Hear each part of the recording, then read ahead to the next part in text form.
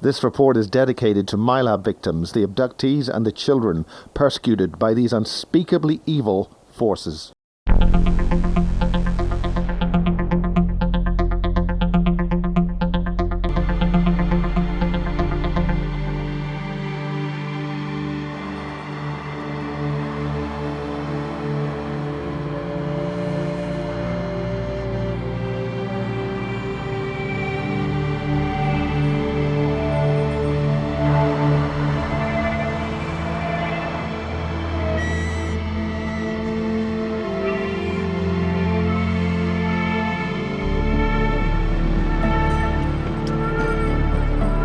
Hey, this is Miles. I've taken a wrong turning. I'm completely lost, and this is where I've ended up. We're now going to pursue this. Basically, the road ahead is closed. The only means to get back is through Peasmore. So it's 2008, midnight, and I took a wrong turning, and I'm locked into going to Peasmore. Recording this and seeing what happens. In Bases 2, Take 2, we detailed serious reports on mind control, population control systems, and the transhumanization of extraterrestrials with human beings, starting with children in British laboratories and secret underground bases in Berkshire, from whistleblower Barry King. This program also involves microchipping individuals, genetic engineering and experimentation, and he's run from a base deep in the Berkshire countryside.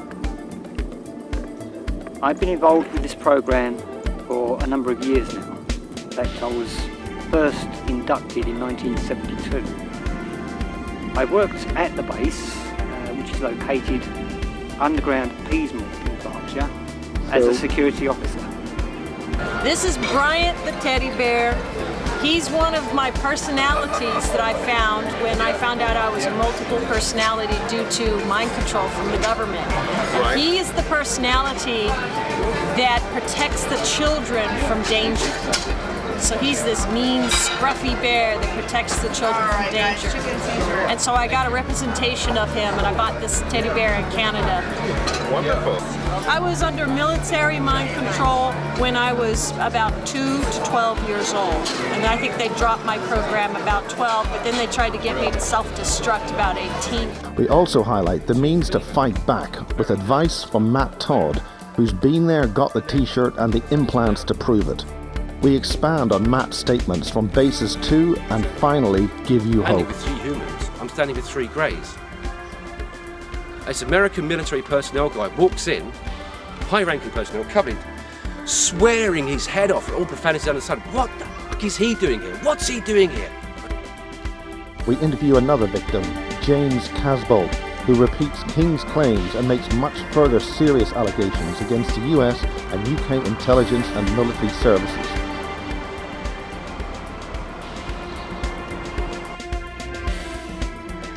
We got this initial interview with James in Truro College during a Cornwall UFO conference. Yeah, because normally we get a lot of remote viewing attacks, but normally it just bounces off a bit. But I know they brought some really powerful psychics in recently, especially at the last probe conference and this one. A psychic said that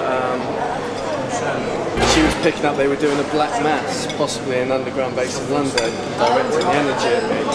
And Ellis saw a grey orb floating around the room, and it stopped behind Sheridan Light. It threw out this black radiation in a upside down black triangle, like Ellis has got photographs of it. And I got really sick that night, I was vomiting and things like that. Always take note of this, it's the most amazing detective machinery we've got, so yeah, I need to listen to it more, because it never lets me down. It never lets you down, it won't. And remember, we've got a new chakra up here called the Antakarana, and it's a sort of turquoise thing, and it's the gateway from the heart up through into the higher chakras, because there's 24 above your head. Yeah. Fascinating. Well, like I said, the violet flame is the only thing that's really worked. And that sounds a bit new agey and all that. Well, it's the only one that's really worked for me, apart from the tube. I do St. Michael's stuff, because I'm very high into St. Michael's. Yeah, me too, yeah. I just have a tube like an underground tube. Down, straight down into the ground, straight up as high as you want to take it, and you just protect it from there. Well, it's like, I say it's new agey, but a lot of the things that we were taught, like telepaths in Project Mannequin, remote viewing, a lot of that was based around new age principles and like the Kabbalah. Well, they're so old. They work. They're 3,000, 4,000 years old. They work. They use technology as well. It's like a mixture of kind of black magic and military hardware. We were doing sort of yoga, advanced yoga and Tai Chi in the base in night 4. But we had these little boxes on our belts, little flashing boxes, and I wasn't told what they were doing, but what I picked up was they were like enhancing our brain waves. I'll meet you outside in 5 minutes then. Okay. How are you feeling? Every time you try to talk, there's some kind of an attack or a problem? Yeah, I picked up it was possibly a remote viewer interfering, psychic attack. So how do you know that they've been picked up by a remote viewer? I can pick up the frequencies. It gives off a certain radio frequency. Okay, the remote viewers work on enhanced brain waves, and brain waves and radio waves are one and the same thing. So when they project their consciousness, it's like projecting a radio wave across long distance. So part of my training in Project Mannequin was to, I can actually see, I can physically see radio waves. I can tune my eyes in like a digital camera. Yeah. And radio waves look like, so there's a radio tower, mobile tower there. I can see the radio waves coming out of it if I tune in. It's like it looks like a pebble being dropped into a pond and the ripples that come out of it. So what brought you into Project Mannequin, and what kind of training did you go through then?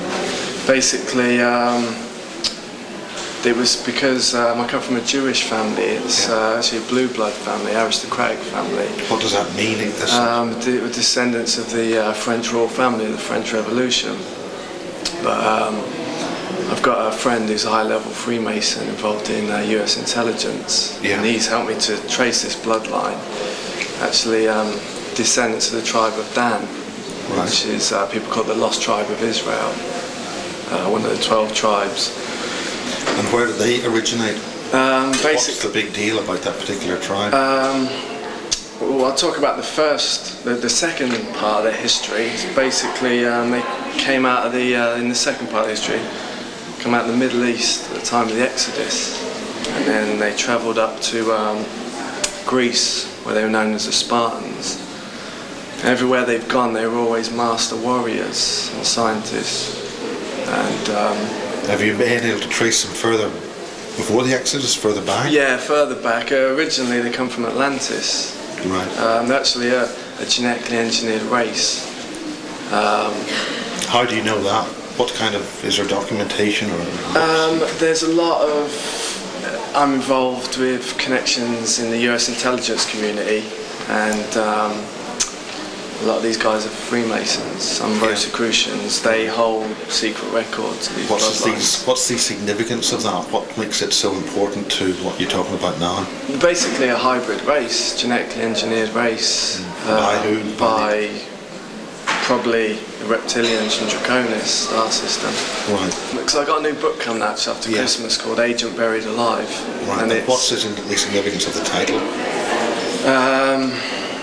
Because a lot of my programming went on underground. I was kind of like buried alive. Like, what do you mean by underground? Literally? Literally in bases. And what were those bases? The AL 499 in Berkshire. I grew up just near the base. Right. Now, that's what we've learned, being told by Barry King, is the Peasmore base. Peasmore, that's it, yeah, Peasmore base. And also the CLC1 facility underneath Westminster. Right. That stands for Compartmented Learning Centre 1. That's where they have a lot of remote viewers, remote influencing. I was there in 94. I mean, we've always been told that the Americans, the Russians had all this remote viewing stuff, and the British really never did anything. So, can you elaborate about that?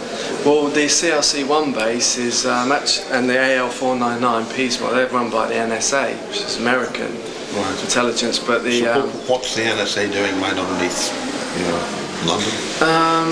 I think they're in control of a lot of the bases in different countries. How do they get control of different How do they get control of bases in other sovereign states? I mean, we're meant to be an independent state. Right. How does that? From my understanding, it was the National Security Act in 1947. Right. Britain was part of that. Yes. So I think everybody handed their ultimate powers over to the American government in the National Security Act, whoever was part of that. And I know Britain was part of the National Security Act in 1947. I mean, a lot of people would still think we have control of our own country. Is that? Well, I think when it comes to military bases, the Americans are running it in this country. Like I say, the CLC-1 underneath Westminster is controlled by the NSA. How far underneath Westminster?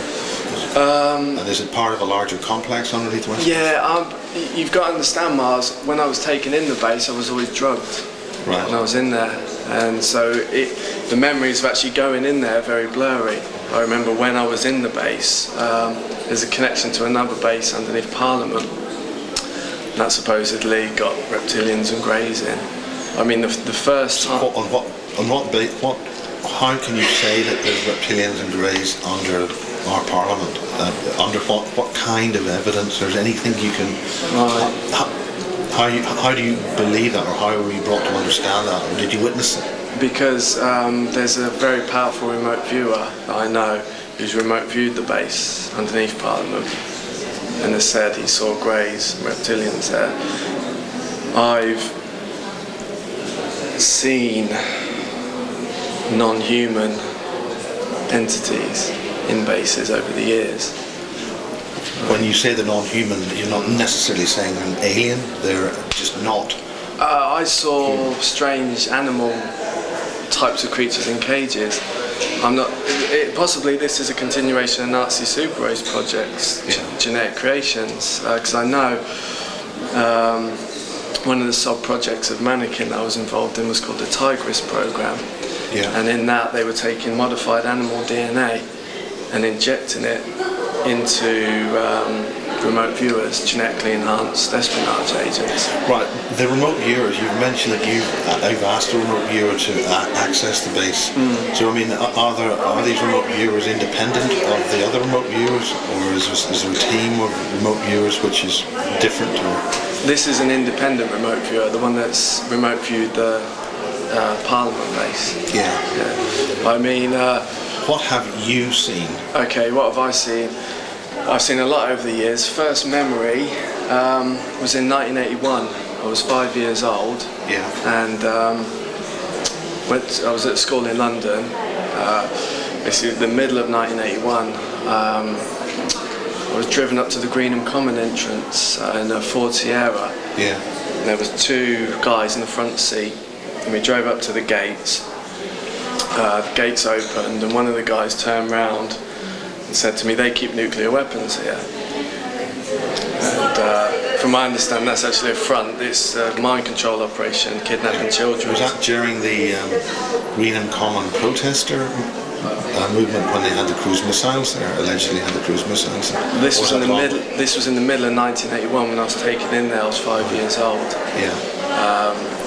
Basically, the gates opened. We drove in. Drove along. We drove down an underground road there. That's codenamed the Bravo entrance to the AL499 base. Greenham. Drove down quite far to an underground car park, underground, and got out. And there was a group of 15 other children there.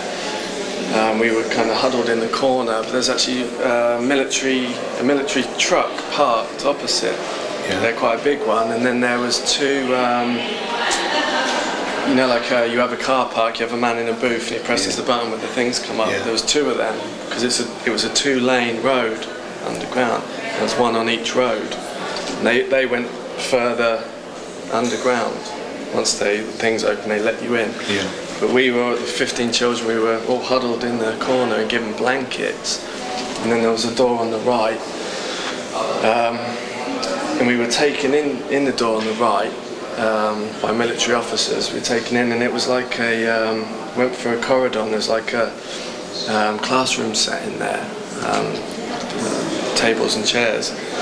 And we sat down, we were all sat down, and we were given like puzzles, like geometrical shapes to put together. Yeah. And what they were doing there is we were all identified psychics, because it was the Project Oak Tree in the 50s was before Project Mannequin. That was a genetic bloodline study, and that was run from Harwell Genetics Labs in Oxfordshire. Yeah. And that Which is also connected to this basement. Yeah, that's the Delta entrance. Yeah. Harwell, that goes down to the AL 499. Harwell's where the Rutherford Appleton laboratories. Yeah, the genetics labs. Yeah. But the Harwell genetic study was called Project Oak Tree, and that was connected into all the major hospitals in the country. It still is. They're still looking for psychic children. In other words, they're marking their medical records to check who's what. Yeah. How do they do that? Do you know how they do that? Is there any mechanism? You know? I'm not exactly sure how they do it. So you don't know what to look for in your medical records to see whether you've been identified as a... Well, Barry King says it comes up on your records that you're part of a government genetic survey, but it doesn't say what that survey is. Right. And all your medical records are actually routed through the NSA, through Harwell. Basically, they're looking for blue bloods, children of these Is bloodlines. this connected to the blue ETs, which were involved with humanity? There's a grace, there's the greys, and then you've got the blues. Is that any connection with them? Basically, I think you've got the reptilians have high degrees of copper in their blood, so actually it comes out blue. Right. And it's people with rhesus negative. They have massive amounts of copper in their blood. They process oxygen. They process a lot more oxygen in the blood than a rhesus positive, and rhesus negative is very rare. It's about 4 or 5% of the population. Yeah. And then the amount of oxygen you can process in the blood, that determines psychic ability. It's like in yoga and Tai Chi. Yeah. Processing the oxygen in the blood that develops psychic abilities. Yeah. So basically these bloodlines are naturally psychic. Again, right, because they're trying to dampen down everyone's psychic abilities and then bring the New World Order in. So people aren't aware of it. It's, they're basically, the group of children that I was programmed with were all descendants of the tribe of Dan. Yeah. Again, just to explain a little bit about them, they come out of the Middle East at the time of the Exodus. Yeah. They went up to Greece with the Spartans, I mentioned that, and they went up to France and other places in Europe. They were the Merovingian kings there, and other royal bloodlines. From there they travelled up to Great Britain and Ireland in America. Yeah. In Ireland they were known as the Tuatha De Danann kings there. And in America their symbol's an eagle, and that's the symbol that the American coat of arms, the national security agency, is the eagle. It's the tribe of Dan. Basically this group, this genetic group, we were all descendants of the tribe of Dan. Does the comic book The Eagle and Dan Dare have any relevance to that? I think a lot of these... With the Mekong, the ET, that's a 1950s comic book in England. I think, to be honest, I'm seeing a lot of these, a lot of the sub-projects of Mannequin in films and in X-Men comics. They're taking bits out of it. Basically... Can you know anything current? Yeah, there's just a new X-Men comic come out called The Tomorrow People. The Tomorrow People is Tomorrow People was, of course, a psychic TV program back in the 1970s. Right, I didn't know that. Yeah, they called the Tomorrow People, and they were enhanced psychic people. Right. And it was a science fiction show. Right. Called that very name, the Tomorrow People. Right.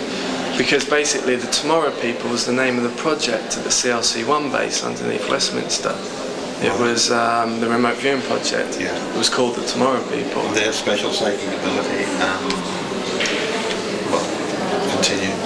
But yeah, the remote viewing and remote influencing. That's an example of television, children's television, being used to actually inform of current secret projects. There's no other way you'd find out. Well, basically, you've. I don't know whether it's part of a public education program to get people slowly desensitised to it, or possibly it's just an inside joke by the NSA. They're saying, we're putting it right in your face what's going on, you're too dumb, you can't even notice. Yeah, I think it's more likely. I'd probably go with the latter. Yeah. But I mean, these NSA guys that have helped me, basically I signed a contract with one of them, an NSA non-disclosure agreement. I can show you a copy of it at some point. But on section 5 it says any classified information that you're given, if you create any films or books, comics from it, you have to give a percentage to the National Security Agency. Oh, so they'll let you talk about it, provided they get a handful.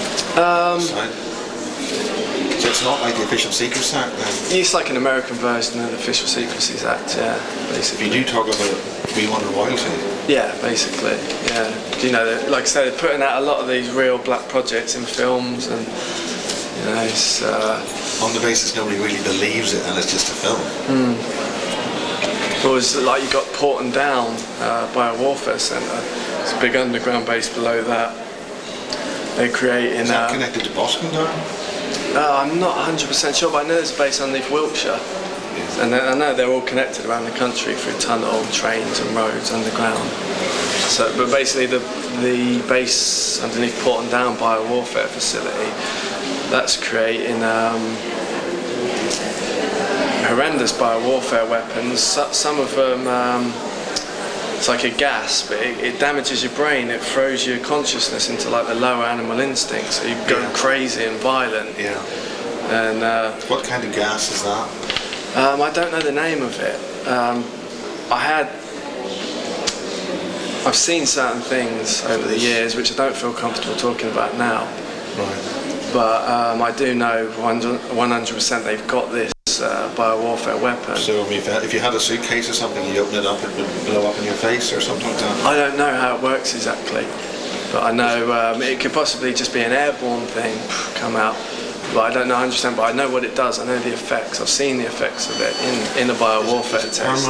Is it a permanent thing? Permanent, yeah. It affects the brain? Affects the brain. So it's a nerve gas of some kind? I don't know exactly what it is, but I know I've seen the effects of it. I'm in a biowarfare test in Project Mannequin. Is that on a film or in real people? No, I've seen real people, a biowarfare test. And those people are... Those people they were possibly homeless people. They were locked in a room, in a sealed room. I get really twitchy talking about it. Can you identify any other kind of experiments like that, where they've used people like that? I saw, over the years, this was basically, I went through 4 military abductions last year. Last year? Last year, yeah. That's the year 2006? 2006. Military abduction or in my lab? Yeah, my lab. So can you describe what happened in those? 4 different ones. I've gone through quite a few my labs over the years, but I've never gone through 4 in a year before. Basically, they needed to get certain genetic procedures in place before my 30th birthday, because when you hit 30, you start to get a lot of your memories back. Right. I think neural pathways open up in the brain. So is that how you're able to talk about this now? Yeah, I still get really twitchy talking about things, certain things I've seen over the years. I think if you can concentrate on what you personally witnessed, that would be good. Okay. In one of the military abductions towards the end of 2006, what's actually happened, how I know some of the bases I was at. One of them was at the Monsoon 1 facility. Which one? Monsoon 1, it's below RAF Lakenheath, it's about 9 miles of London. I was there in a place called the Proteus Labs. That's the Proteus Labs. That's what they called it. The base called Monsoon 1. Monsoon 1. Underneath RAF Lakenheath, yeah. Basically, how I got to these places was because I'm implanted. I'm still under a lot of mind control. But I can be triggered to do things, and I'll go and do it against my will, and I won't remember doing them afterwards. Yeah. So I have vague memories like of it. a Manchurian candidate? Yeah, that's what Project Mannequin is, to create Manchurian candidates. Yeah. So basically... what kind of implant are you talking about? Are you talking about these little tiny things? Or? Cranial implants. I've got one little implant here on the back, one on the right hand side. There's actually a wire. It's a copper wire that goes round, connects to an implant there. Right. Got your teeth? No, it's actually next to my jaw there. Right. And a little bio monitor there, possibly other things I don't know about. Is there any way that can be verified by X-ray or anything like that? I'm looking to get private X-ray some point, and I want these to Or is the material that's being used some kind of material which isn't metallic, so it's very close to body tissue, so it's not visible on X-ray? I think some of it is like crystal and body tissue, but I know some of the implants do show up on X-ray and others don't, so I have to wait and see. I was basically walking through what appeared to be a building with civil servants and military staff, and I don't know what I was looking for, but I was looking for something, and I was basically out the back of the building, and I was going to go back through the back door, and someone caught me out the back, and it was someone who, how can I describe it?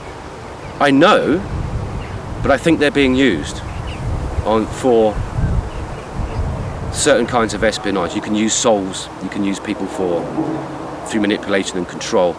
Anyway, she was basically manipulated into doing that. So was this a civil servant building in this country? Yes, it was. Can you say the location? No, I can't. No.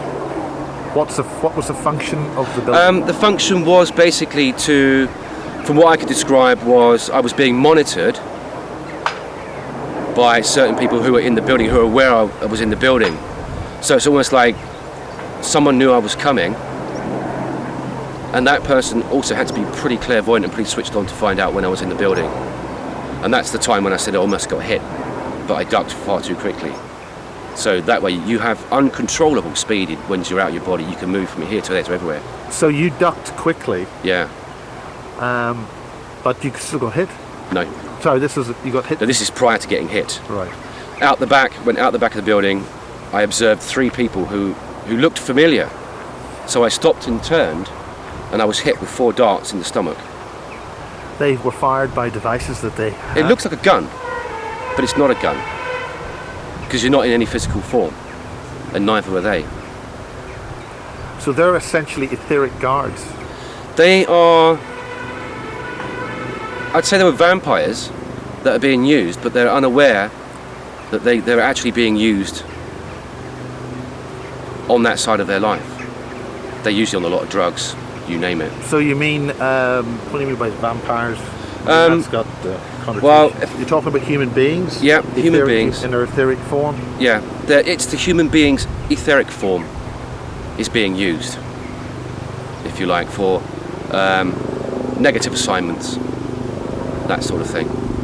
Very, very, I think it's very good, should I say, very deep mind control. Psychic warfare? Yeah, absolutely. And what do you mean by the use of drugs that would make them usable? It would basically make them not aware of what's going on in their spiritual life. You know, they're very much unaware. They wake up completely unaware of what they've been doing, or even if they've been out of their body, or even been abducted, they'd be completely unaware of it the following day. You know. Would they be able to live on a day-to-day life while their etheric body is in use elsewhere without them realizing? Yeah, absolutely. And that would be by the use of drugs? Food, just the food that people eat? No, it's usually based on abuse as well, but I don't want to go into all that.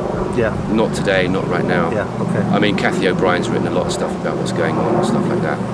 But people can actually be used as like etheric assassins. Yeah. Because the drugs will take them out of their body. They have no control of their innate self or their spiritual reality. When you say drugs taken out of the body? Well, drugs could help people. Drugs will induce. Some drugs can induce OBEs, and then some drugs will. Some of these people that smoke a lot of cannabis, they don't have a full bonded connection to their spiritual or their, how can we put it, out of their inner or their self, their spiritual self. They're not aware of it. They've not done anything to find out about it. I mean, I've known loads of people like that, especially when they're at art college. They just sit around and smoke dope for years, and so they're almost like robots. You know, so they're not aware of what's going on whilst they're asleep.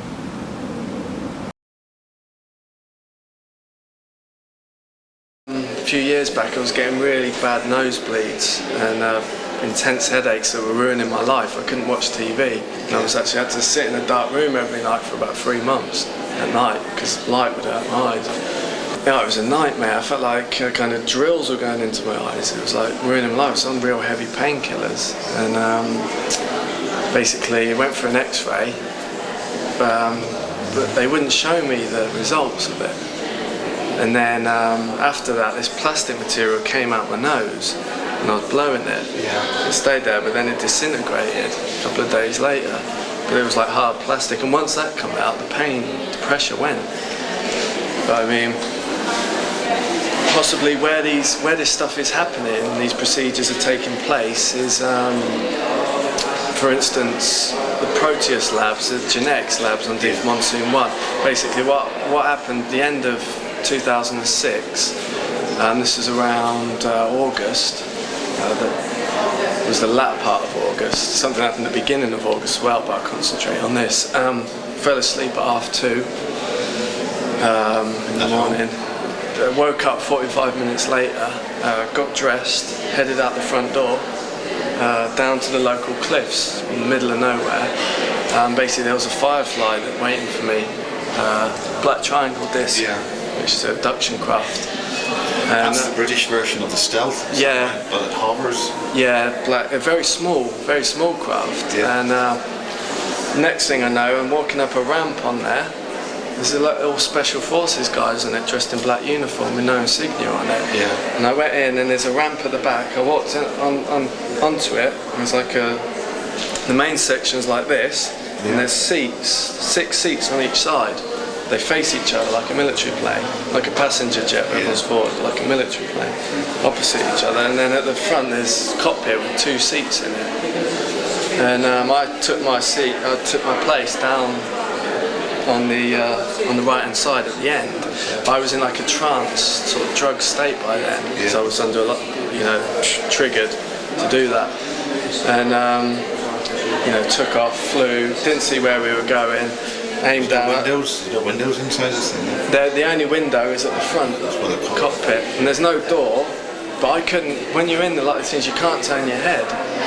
You can only look a certain direction. It's like you're you're like a robot, you're under total control. And then we went down. Next thing I know was we're in a room, like a large room. There was a cage on the left-hand corner, and I could see the side of the bars, but I couldn't look to see what was in the cage. And then there was basically there was a door there and a door there.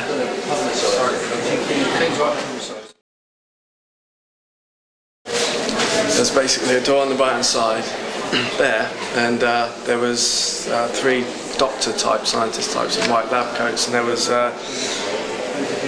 2 other people, and we were lined up against the wall like this. And there was another room just next to it on the left. We were taken in, and there were 3 pods in that room lined up. They looked like kind of small telephone boxes, but they were humming with like ELF, like radio waves, like that. And they took the woman that was next to me, she was about 40, blonde hair. They took her, and as the pod was, as it was humming, as she was getting led to it, she started to seem to be having an orgasm, and started to get really sexually aroused. And as she got in, she was begging to be put in it. As she got closer, and through my research, I found they've got these machines that artificially enhance the orgasmic state. Psychic energy and sexual energy is one and the same. So they're increasing sexual energy, and that increases the psychic energy. That's basically it. And then they put her in. She was in it for about a minute, and they took her out, and then they put me in it. Took me out, and then the doctor said to me, we've just installed a Proteus program into you, and these are the Proteus labs. That's what he said. Because in a lot of the military abductions, they explain to me what's going on while they're happening. They tell me what's going on. They say this is called this is we're in this place. What happened to you physically when you got hit? Well, I looked down, and there were physical wounds, but they healed over very quickly. This is in your etheric body? Yeah. But I'm still physically aware of my body, even though I'm out of my body. My consciousness carries me with it. So I still have this. You still have the implants? No, I still have this. Yeah. Oh, yes. Yeah. Okay. This is still here. This can still slap you around the head, but I'm not in it. This is kind of weird. Yeah. You know, it's all energetics. It's pure energetics. I mean, Darren Brown uses it. I've seen him push kung fu artists over just by putting his palm up against But them. he's a mere illusionist. Yeah, and but I've seen him push over martial arts experts by messing around with their energy field and just shoving them over. It's a super soldier project. Proteus is a Greek word and means the first of a kind. Yeah. They're creating like a new race of sleepers, Mancunian candidate of psychic abilities. They want to use them for the New World Order. They're waiting to go into action. Certain things happen. And then just after came out the pods, we were taken into the room, and the scientists walked over to the door on the right and opened it and brought out these deformed humans, like horrible genetic sort of lumps on their head and like sort of elongated arms, things like that. They were human, they weren't aliens, they were just genetically deformed. And then we were up against the wall again, and they brought them in front of us, and the doctor said to the one that was opposite me, he said, you have to go close to his face and speak to him in his face, or he will go into denial that this is happening and the programming won't take properly. Right. So this deformed human come close to my face, started swearing at me in my face, and I could speak English, and like had a British accent. Yeah. And I was trying to shout, like tell it to fuck off. Yeah. But I couldn't speak. I was like this. I was like paralysed. I couldn't speak.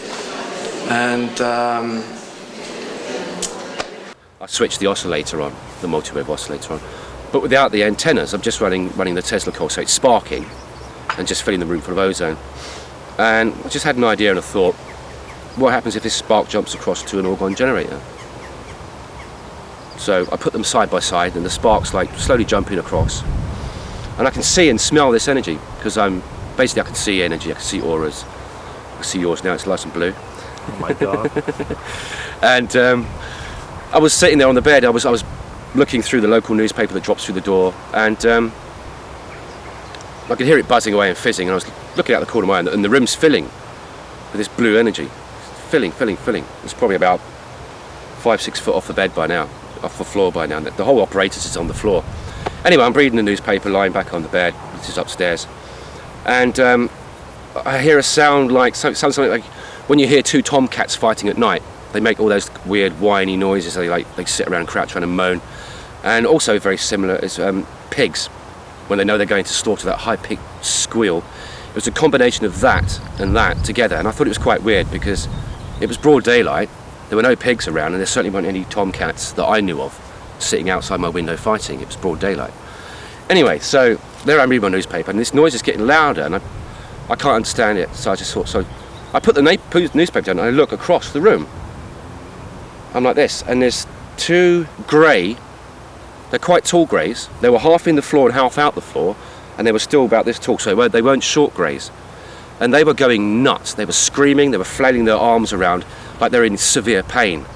So they've obviously jumped into this reality to find out what's going, because the combination of the Tesla coil pumping into an orgone generator. Do you disturb them in this reality already? They're already here. They pop in and out whenever they want. But I think they popped in, and when they popped in, they had the biggest shock of their life. They were screaming in pain, and it sounded like that sound I just described to you. And then it's almost like they moved back out of reality. They stepped out. How do they do that? They just basically they lose density. So you can see them, but then you can almost start seeing through them, and then they're gone.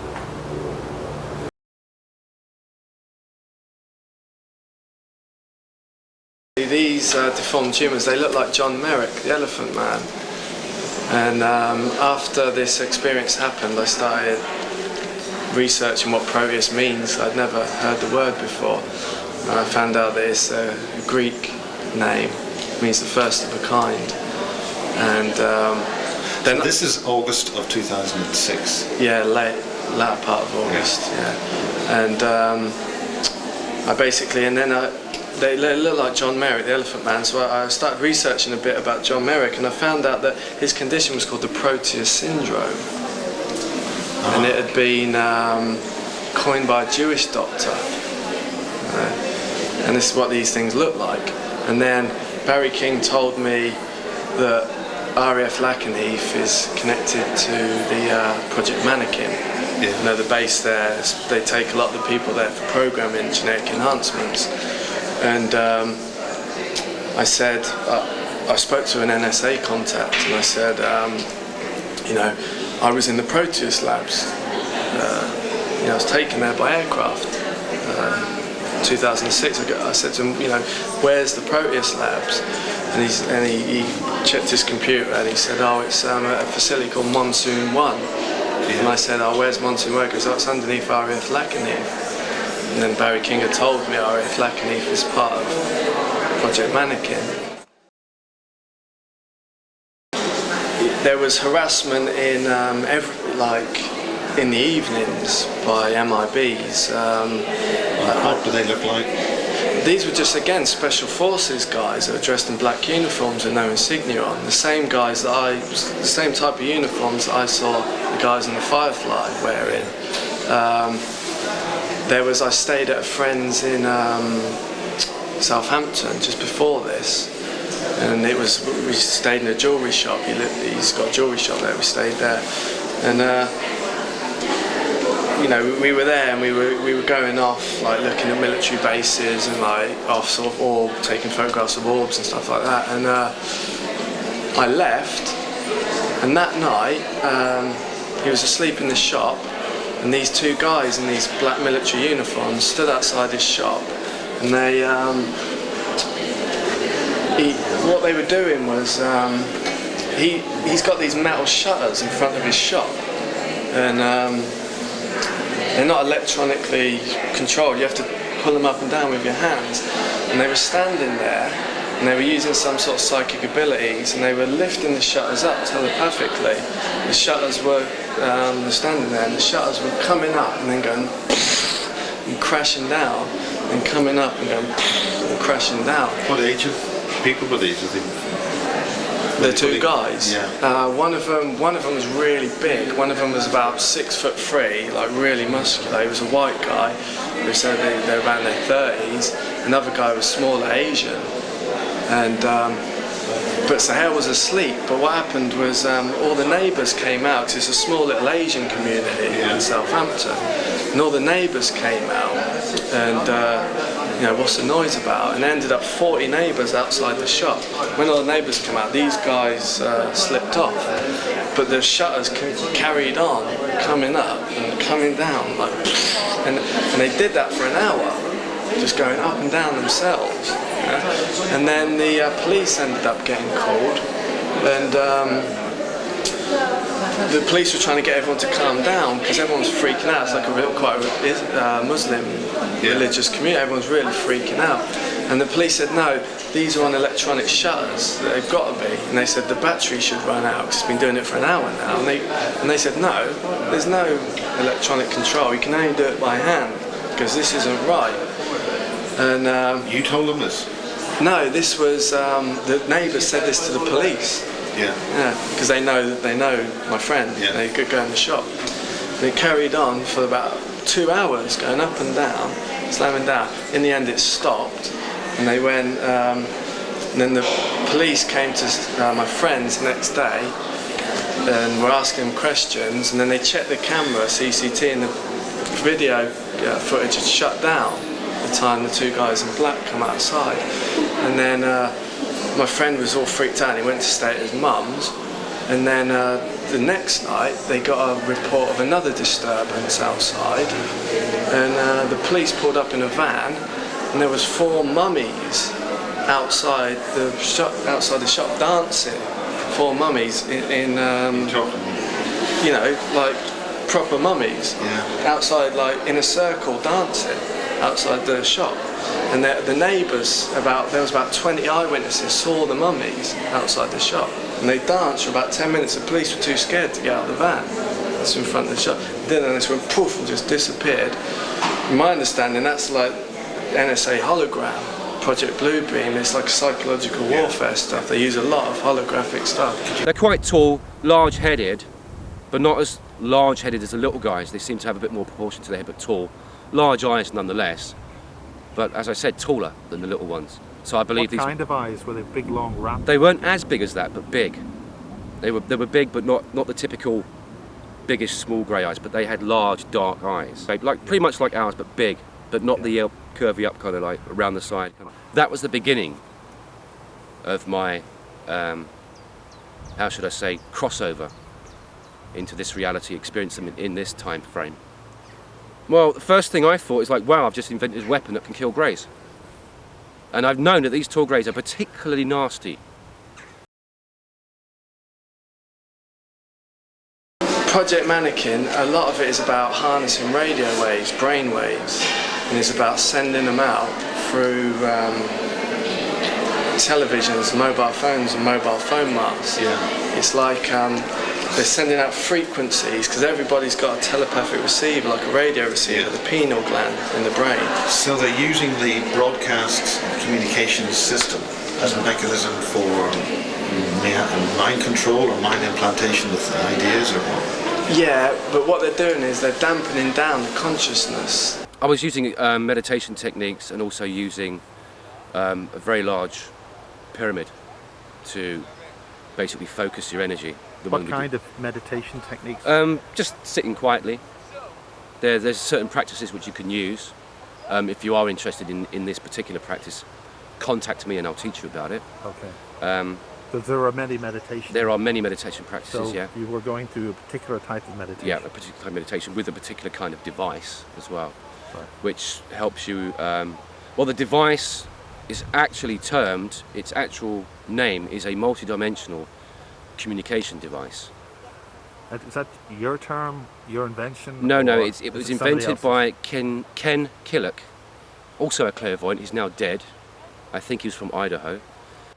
Once you're in the pyramid, it takes an hour to an hour and a half to completely charge up the capacitor plates inside the pyramid. Once that's done, it hits a layer of aluminium, it hits a layer of fiberglass, and it won't escape through that, and it fires back into your body. And at that particular time, you'll perceive a very, very, very bright flash of light. And generally, you find yourself standing outside the pyramid itself, but also aware of yourself. This is your etheric body? Yes, this is your etheric body, but you have full consciousness, and you're aware of two realities at the same time. And once you're in that mode, then no law of physics anywhere can control you. And I'll tell you something I've learned from someone else, I'll get onto that later.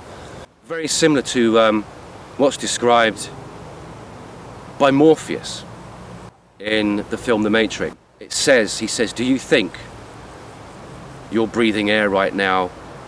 Do you think your muscles have any reality in this realm you're living in? It's that very same principle. And this is why they killed so many ancient Tibetan monks and South American Indians, because they could teach you that you could have pure physical force and not be in your body. So once you're out of your body, I can still walk up to you and knock you over. That's very important. And they don't want you to know this. Yeah. Because basically you're just energy, whether you're aware of it or not. I'm outside, I'm energy, I'm out of my body, I have full consciousness, I could walk up to you, push you over. And it'd be like a ghost had hit you, or like something like that, because people do that, they get thrown over. And they call it entities, or whatever you want to call them. Dark spirits. Well, I've certainly heard experiences like that myself. Yeah, but this is it. This is why they went up into China in First World War, where they bombed tons and tons of bombs, just thrown all over those temples up in Tibet, killed all those monks. And down in America, kill as many Red Indians as you can, because they hold the ancient knowledge.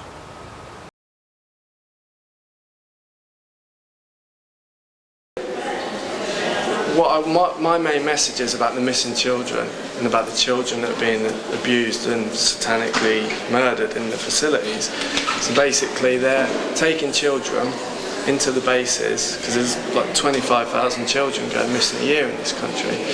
And what they're doing is they've got brain implants, and they're ritually murdering them. They're like, what kind of ritual? they're cutting their throats, they're cutting their hands off, They're things based around that in rituals. And at the time of death, they're recording the brain waves of the children onto a computer. How are they doing that? By radio wave, because brain waves and radio waves are the same thing. So at the time that they're recording those frequencies from the brain implant onto a computer, and then what they're doing is they're sending that radio wave, that frequency, out through phone masts, through satellite and TVs, sending it out, and it's causing the crime rate to go up. It's causing people's anxiety levels to go up. And what they can do is they can, it's causing sexual abuse, drug abuse, alcohol abuse to go up. And what they can do is, by the means of death, they murder the children, they can attack the population's chakras. So when they cut a child's throat and record that type of death from that frequency, from their brain implant onto the computer, they send that out, and that stops people being able to talk to each other properly from the heart. It's the effect. Do you think that this child that's been abducted in Portugal has been involved in that kind of an experiment? This Maddie girl, is there anything on that? Possibly, but I think I believe she's really been abducted, but I think what the media do is they focus on 1 or 2 cases of missing children a year, and they totally focus on it. And that what I think that's propaganda to take the awareness off the 25,000 children that go missing a year in this country. It's like psychological warfare. It's like, look how much fuss is being made over one child. 25,000 children couldn't possibly go missing a year. And when I was in the conference last year here, there was posters of missing youngsters around the college, but those children hadn't been on any mainstream media UK. So they're focusing on one child to take the awareness of the 25,000 children. The two young teenage girls that were murdered a couple of years ago, Man United t-shirts. Do you know anything about that? The Holly and Jessica. I know a little bit about it. They were found near, I think they were found near Lincoln Heath, weren't they? Yeah, well, I know that the area was sealed off by the military, and there was a person who he was a jogger, and he tried to present his testimony to the court. They didn't accept it, and he was outside the courts, I think, and the proceedings were going on. He said that he was jogging past the woods there a couple of weeks before, like every night, and on about 4 separate nights he had screams coming out of the woods. This was even before the 2 children were found, and then the military sealed the area off.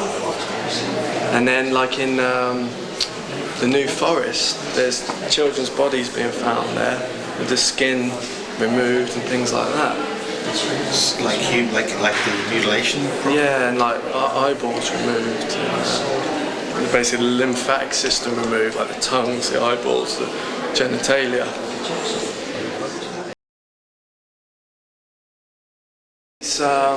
I'm connected to an intelligence group called Group 5A. It's part of British intelligence and connected to the United Nations. They basically, a few years back, they were up in the Brecon Beacons area, and there's an underground NSA base under the Brecon Beacons. They were... It's not an experimentation base there, is that correct? Yeah, Brecon Beacons. They were around the area, and they were being called to the scene of camper vans around the area. People were missing and disappeared from the camper vans. And they basically got called to one scene, and there'd been 2 bodies found, a young boy and a young girl there. And they went to the scene, had to seal off the area, military style.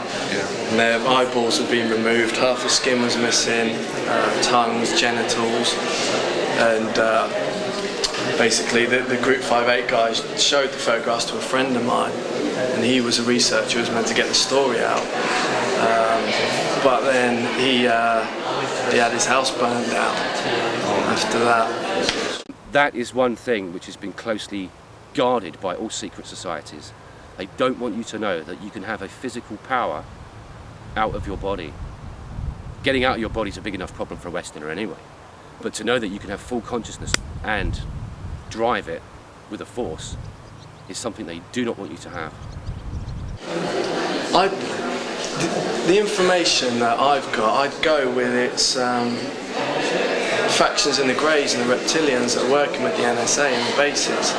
I think they're harvesting the lymphatic system, and this gets into like the Dulce material, where Greys have been seen in vats with human body parts being mixed around.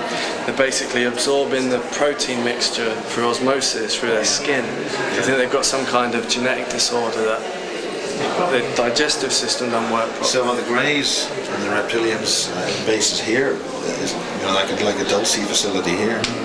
Well, Barry King says he saw Greys and reptilians at the Berkshire base. You've seen things? I've never seen any Greys or reptilians at the base. I've seen things that look like small kind of gargoyles, and they were wearing robes, but they weren't Greys. And do you think that they were actually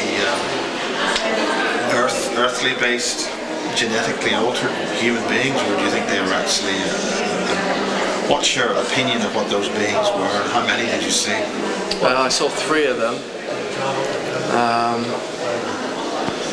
I mean, that's a long story in itself. We can go into that if you want. Yeah, well, we've got a couple of minutes if you can allude to it.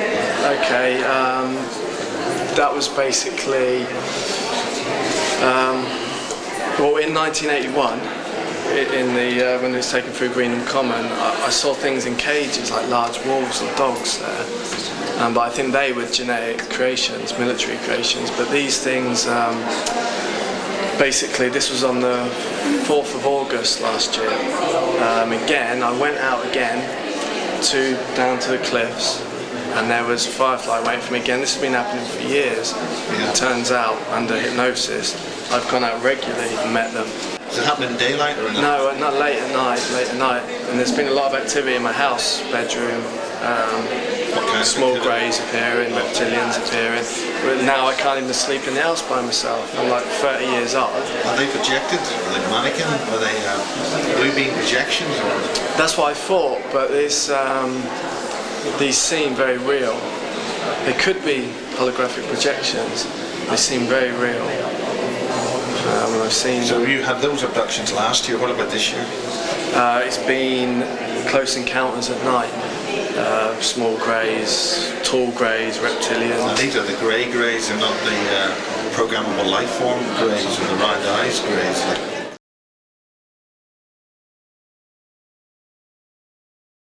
The PLFs have got the round eyes, and the real Greys have got the oval eyes. Yeah. The ones I've seen in my bedroom have got the oval eyes, and then wake up paralysed. And you're trying to shout or move, but you can't.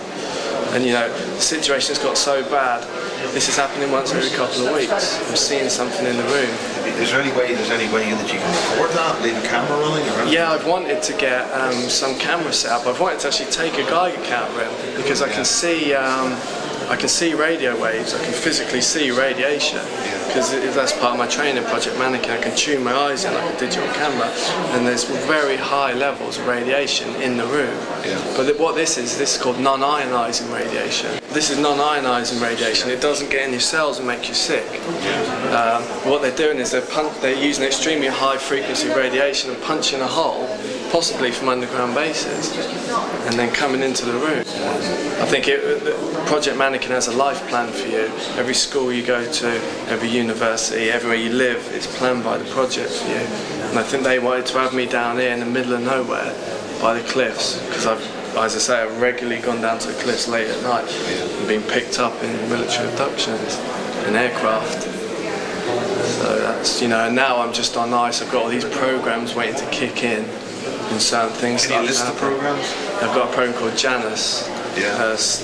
Greek name, two-headed Roman god of change. That kicks in when certain things happen, like martial law in America. I've got sleeping tasks, it's a sleeping program. The tasks are activated for me to do, which is like information gathering,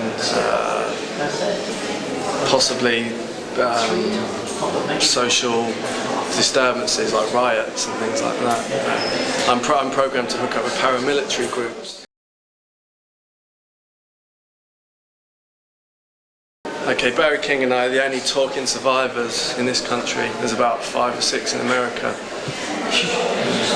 And one of the ones in America. Duncan O'Finian, Andy Pirro, Kathy O'Brien, there's a couple of others. The Duncan O'Finian and Andy Pirro are super soldiers. They've teleported through walls. They had Andy Pirro jumping out of low-level flights without parachute and surviving.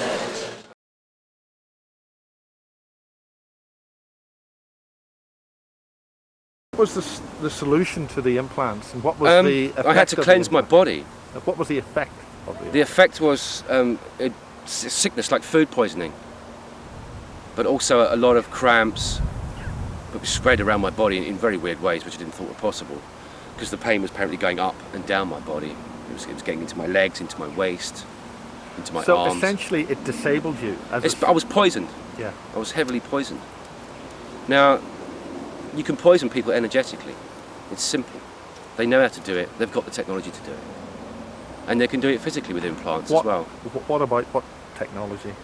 It's like etheric energy. They can fire a dart into you, into an energy into your, and that dart itself can carry an energy signature, and that energy signature can then absorb into your own energy field.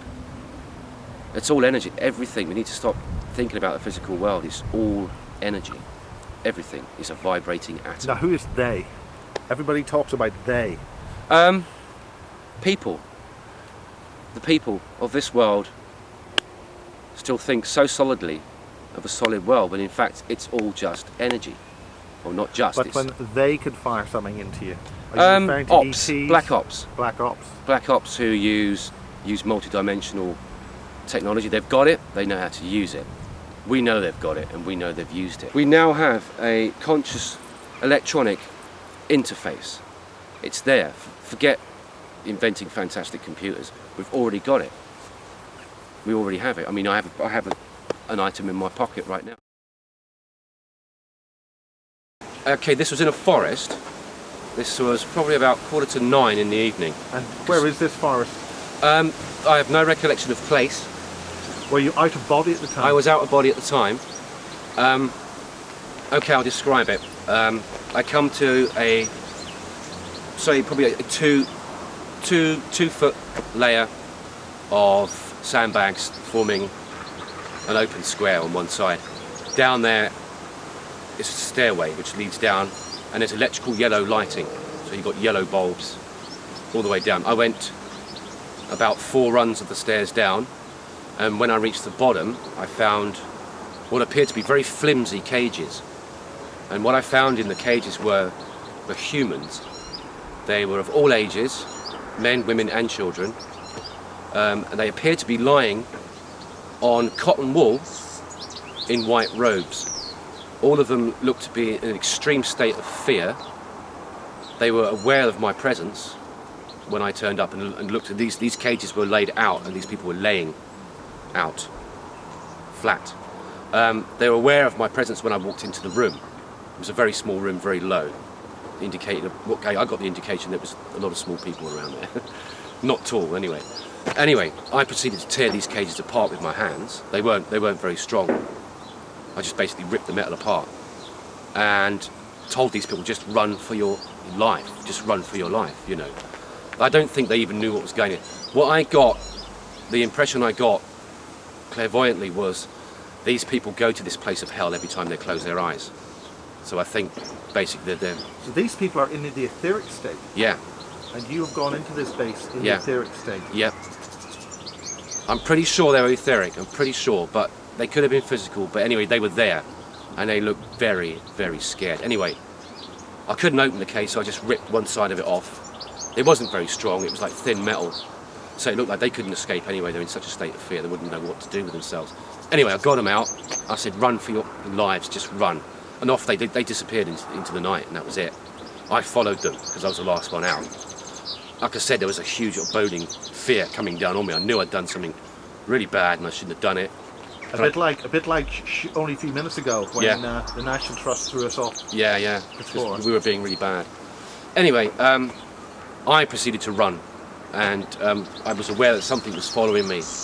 I couldn't see what it was, Anyway, there's a few derelict buildings on the edge of the woods, so I went and hid in one of those. A vehicle pulled up. It was black in colour. Four very short beings got out. And I looked at them, I thought, hang on, this isn't right. They were about this big, and they looked almost Chinese. But they weren't. They looked Chinese. They looked a cross between a grey and a Chinaman. And it was weird. It was very. They looked very grey, but they also looked like little tiny Chinamen. It was strange, almost like half breeds. Anyway, they proceeded to like follow me into this what seemed like a derelict building with a few rooms. I hid in one of these rooms, and one walked up past the doorway where I was hiding, and he had what seemed to be a surgical implement in his hand, or like a surgical gun that they and then put you to sleep sort of thing. I immediately snatched it from his hand and fired it into his head, which then he seemed to quiver and turned to jelly and collapse on the floor. And I proceeded to do that to all four of them that came in. I knocked the shit, I killed them basically, I knocked the shit out of them, excuse my loose language. But what I managed to do, because your speed and your motion are uncontrolled by any laws, you can move as fast as you like. But providing you know, you wouldn't be aware of it. Well, actually, you couldn't do it if you weren't aware of it. So it's something I've built up over time, knowledge that I've gained over time. Once you get to know how to operate on an OBE, you can actually influence a lot of things around you as well. So that's coming on as well. So what happened was, all of them had these like little surgical devices. They didn't look very sophisticated, just looked something just go, and that was it. I managed to actually get each one, snatched it very quickly out of their hands. I mean, I was amazed at myself, the speed I was actually moving. It was incredible. I mean, obviously you're going to have people who are going to criticise what you're going to say. How do you counter that? How do you actually deal with that? I don't really care what everyone believes at the end of the day, you know. No one would want to go through this. You know, I wouldn't want to, you know, I've seen kids killed, I've gone through intense trauma. No one would want to say, you know, this is great, I've gone through this. It's an absolute nightmare. I wish it wouldn't have happened to me. You know, I've got like post-traumatic stress disorder. So, you know, criticism on your website that some of your pictures are actually things from other Hollywood movies and things. Right. I mean, how do you counter that?